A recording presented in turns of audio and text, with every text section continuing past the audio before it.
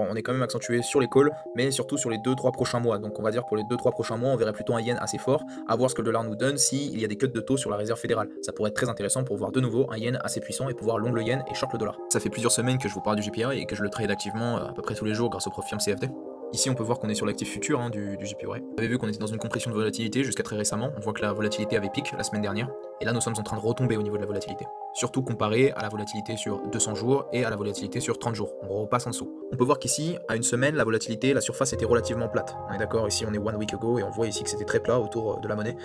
Ce qu'on peut voir ici, c'est une accentuation vraiment très pentue pour cette journée aujourd'hui du 21 octobre.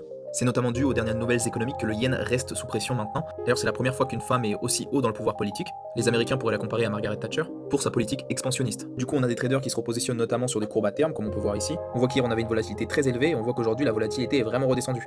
À court terme, on reste dans une structure de backwardation et à plus long terme, on reprend une espèce de contango. Mais attention, la courbe est vraiment très sinueuse. Je voulais quand même terminer sur le skew.